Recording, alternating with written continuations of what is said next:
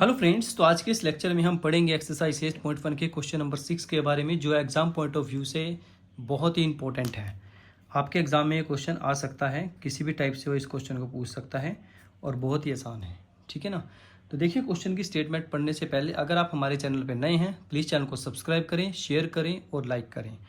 देखिए, क्वेश्चन की स्टेटमेंट क्या है। If A and B are acute angle. सबसे पहले तो आपको ये पता होना चाहिए कि एक्यूट एंगल कौन से होते हैं। एक्यूट एंगल वो होते हैं जो 90 डिग्री से कम के होते हैं, उन्हें हम बोलते हैं acute angle. Such that cos A is equal to cos B. हमें एक कंडीशन दे रखी है कि कोस ए जो है वो कोस बी के बराबर है, और शो करना है हमें जो एंगल ए है वो एंगल बी के बराबर होना चाहिए। तो कैसे करेंगे, देखिए जो भी हमें गिवन है उसका यूज़ करते हैं। देखिए हमें दे रखा है cos A is equal to cos B, ये वैल्यू हमें गिवन है। सबसे पहले देखिए, एंगल ए और एंगल बी दोनों एक्यूट एंगल हैं, तो हम क्या करते हैं, पहले दो ट्रायंगल्स बना लेते हैं। ठीक है ना। एक ट्रायंगल हमने ये ली, इसका हमने नाम रखा ए बी सी, और एक दूसरी ट्रायंगल हमने ली, यहाँ पे हम बी नहीं लिखेंगे, यहाँ पे हम लिख लेते हैं ए डी, लिख लो इसको, क्योंकि बी तो हमारे पास एक्यूट एंगल है ना, तो बी तो यहाँ पे आएगा, सी डी, इसको पी और क्या लिख लो। ठीक है। तो ये मेरे पास एंगल बी हो गया, ये मेरे पास एंगल ए हो गया। दोनों एंगल हमारे एक्यूट एंगल है। एक्यूट एंगल वो है जो 90 डिग्री से छोटे होते हैं। तो ये दोनों ट्रायंगल्स का यूज़ करके हम इसको प्रूफ करेंगे। देखिए हमें कंडीशन गिवन है cos A is equal to cos B. ठीक है। हमने फॉर्मूला पढ़ा था, पंडित बद्री प्रसाद हर हर बोले। ठीक है, ये कंडीशन हमने पढ़ रखी है। तो यहाँ पे कोस का फॉर्मूला क्या बनेगा, बेस अपॉन हाइपोटेनियस। तो पहले हम यहाँ पे कोस ए की वैल्यू निकालते हैं। कोस ए इज इक्वल टू इस ट्रायंगल से। ठीक है, यहाँ पे आपने लिखना लिख सकते हैं in triangle A C D triangle में कोस ए की वैल्यू क्या आएगी, फॉर्मूला क्या होता है, बेस अपॉन हाइपोटेनियस। बेस हमारे पास है ए डी और हाइपोटेनियस मेरे पास है ए सी। ठीक है, इक्वेशन नंबर 1। सेम ऐसे ही in triangle B P Q, B P Q में हम निकाल लेंगे कोस बी की वैल्यू। कोस बी की वैल्यू क्या आएगी, देखिए B P upon B Q, equation number 2। दोनों इक्वेशन हमने निकाल ली। अब इसके बाद देखिए कंडीशन हमें क्या गिवन थी कि कोस ए कोस बी के बराबर है। तो यहाँ लिखेंगे फ्रॉम 1 एंड 2, 1 और 2 से हमारे पास क्या आ जाएगा, A D by A C is equal to B P by B Q, और ब्रैकेट में आप लिख सकते हैं बिकॉज का साइन लगा के लिख दो सीधा, cos A is equal to cos B. ये हमें गिवन है, इसलिए ये इसके बराबर है, ये इसके बराबर, ये आपस में दोनों बराबर हैं, तो ये दोनों भी आपस में बराबर हो जाएंगे। अब इसको हम क्या करते हैं, किसी एक कांस्टेंट के इक्वल मान लेते हैं। लेट अस कंसीडर कि A D by A C is equal to B P by B Q, इसको हम किसी कांस्टेंट के इक्वल मान लेते हैं। Let us consider that is K. इसका मतलब क्या है, ए डी बाई ए सी के इक्वल है, और B P by B Q भी के इक्वल है। तो यहाँ से ए डी की वैल्यू क्या आ जाएगी, के ए सी, और यहाँ से बी पी की वैल्यू क्या आ जाएगी, बी क्यू और साथ में के। ठीक है, इसको हम मान लेते हैं इक्वेशन नंबर 3। ठीक है स्टूडेंट्स, इसके बाद देखिए हमारे पास ना दो साइड्स इक्वल आ चुकी हैं। देखो ए डी बाई, देखो A D by A C, A D by A C, ठीक है, और B P by B Q, B P by B Q, तो आपस में इक्वल आ चुकी हैं। तो हम क्या करते हैं, इनको हम किसी भी तरीके से लिख सकते हैं। आप चाहे इसको इसके बराबर लिखें या इसको इसके बराबर लिखें, कोई फ़र्क नहीं है। इसको आप रीफ्रेज करके भी लिख सकते हैं। ठीक है, वो कैसे लिखेंगे, देखिए ए डी बाई, इस बी पी को इसके नीचे ले आओ और इस ए सी को ऊपर ले जाओ, तो A C by B Q is equal to K. ये भी के बराबर आ सकती है। अब देखो इससे हुआ क्या है, जब हमने इसको रिफ्रेश करके लिखा, ए डी मेरे पास ये है, इसके नीचे आ गया बेस, यानी कि इस ट्रायंगल का बेस और इस ट्रायंगल का बेस दोनों नीचे हैं। ए सी इस ट्रायंगल का हाइपोटेनियस और इस ट्रायंगल का हाइपोटेनियस आपस में बराबर है। तो ये मेरे पास होगी क्वेश्चन नंबर 4। ठीक है, ये वैल्यू भी के इक्वल है, ये भी के इक्वल है, ये भी के इक्वल माननी चाहिए। ठीक है, किसी भी वैल्यू को आप ऐसे लिख सकते हैं, कोई इशू नहीं है।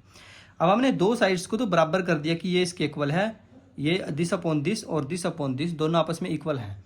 तो मेरे पास एक लास्ट साइड रहती है, लास्ट जो है हमारे पास एक रहती है सी डी, एक रहती है पी क्यू। अगर मैं इन दोनों को भी आपस में इसके बराबर दिखा दूं तो मेरे पास तीनों साइड्स इक्वल हो जाएंगी।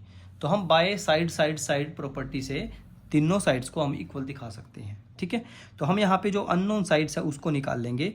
यहाँ पे लिखेंगे in triangle A C D triangle में हमें निकालनी है सी डी का स्क्वायर इज इक्वल टू, ये क्या है मेरा परपेंडिकुलर, फिर इसका फॉर्मूला क्या बनेगा, हाइपोटेनियस का स्क्वायर माइनस बेस का स्क्वायर। ठीक है, तो सी डी की वैल्यू कितनी आ जाएगी मेरे पास, A C square minus A D square का root. This is equation number 5। ठीक है, इसके बाद in triangle B P Q में हम क्या निकाल लेंगे, पी क्यू, सेम ऐसे ही निकाल लेंगे। तो बी क्यू का स्क्वायर माइनस बी पी का स्क्वायर और इसके ऊपर स्क्वायर रूट, इक्वेशन नंबर 6। ठीक है, और फाइनली क्या करेंगे हम, इसके बाद दोनों इक्वेशनों को डिवाइड करेंगे। तो हमारे पास देखिए क्या आएगा, C D upon P Q. ठीक है, सी डी की वैल्यू मेरे पास है A C square minus A D square और इसका स्क्वायर रूट अपॉन में B Q square minus B P square और इसका भी स्क्वायर रूट। ठीक है स्टूडेंट्स, तो यहाँ पे देखिए हम क्या करेंगे अब, C D by P Q is equal to, यहाँ पे देखिए ए सी की वैल्यू निकाल लेंगे। यहाँ से देखो ए सी की वैल्यू क्या आएगी, अगर यहाँ से मैं ए सी की वैल्यू निकाल लूँगा तो मेरे पास ए सी की वैल्यू क्या आएगी, देखिए बी क्यू और के, तो यहाँ पे लिख सकते हैं के बी क्यू का स्क्वायर माइनस, यहाँ से जब मैं इसको इसके बराबर रखूँगा, इसको इसके बराबर रखेंगे। ठीक है, थोड़ा सा मैं इसको यहाँ पे दिखा देता हूँ आपको, A D by B P is equal to K, तो यहाँ से ए डी की वैल्यू क्या आएगी हमारे पास, के बी पी। ठीक है, इसको यहाँ पे रखेंगे तो मेरे पास आएगा के बी पी का भी होल स्क्वायर और ऊपर आ जाएगा स्क्वायर रूट, नीचे आ जाएगा मेरे पास B Q square minus B P का भी स्क्वायर और इसका भी स्क्वायर रूट। तो C D by P Q, यहाँ से देखिए इसको ओपन करते हैं तो मेरे पास आएगा के स्क्वायर बी क्यू का स्क्वायर माइनस के स्क्वायर बी पी का भी स्क्वायर और ऊपर आ जाएगा इसके स्क्वायर रूट, अपॉन में आ जाएगा हमारे पास बी क्यू का स्क्वायर माइनस बी पी का स्क्वायर और ऊपर आ जाएगा स्क्वायर रूट। तो अब देखिए ऊपर से हम के जब कॉमन लेंगे, C D by P Q is equal to, ऊपर से अब जब हम के कॉमन लेंगे तो ये तो के स्क्वायर है, तो के स्क्वायर जब बाहर आएगा तो बाहर आके क्या बन जाएगा, वो खाली के रह जाएगा क्योंकि उसके ऊपर स्क्वायर रूट भी है। और फाइनली हमारे पास बीच में बचेगा बी क्यू का स्क्वायर माइनस बी पी का स्क्वायर, इसके ऊपर रूट, नीचे मेरे पास आएगा बी क्यू का स्क्वायर माइनस बी पी का स्क्वायर और इसका भी रूट। देख सकते हैं दोनों वैल्यूज इक्वल है तो आपस में कैंसिल हो जाएंगी। तो C D by P Q की वैल्यू कितनी आ जाएगी, के, तो इक्वेशन नंबर 7। तो देखिए आपके पास जो इक्वेशन 4 थी और इक्वेशन जो 7 है, यहाँ पे लिखेंगे फ्रॉम 4 एंड 7। 4 इक्वेशन मेरे पास है A D by B P is equal to A C by B Q is equal to C D by P Q, और ये तीनों इक्वेशन आपस में किसके बराबर हैं, के बराबर हैं। देखिए अब तीनों इक्वेशन जब आपस में बराबर हो गई हैं तो आप क्या कर सकते हैं, यहाँ पे लिख सकते हैं आप by side side side property से कि ये दोनों जो ट्रायंगल्स हैं, इसको मैं यहाँ पे दिखा देता हूँ, ट्रायंगल, ठीक है, A C D similar to triangle B P Q. अगर ये दोनों आपस में सिमिलर हैं तो आप लिख सकते हैं angle A is equal to angle B, hence proved. यही हमने प्रूव करना था। ठीक है स्टूडेंट्स, तो ये क्वेश्चन बहुत important exam point of view से पेपर में आ सकता है आपके पास, आप इसकी प्रैक्टिस कीजिए। कोई भी डाउट आपका आता है तो उसको आप कमेंट बॉक्स में जरूर मैसेज करें। ठीक है स्टूडेंट्स, तो पढ़ाई करते रहिए। All the very best.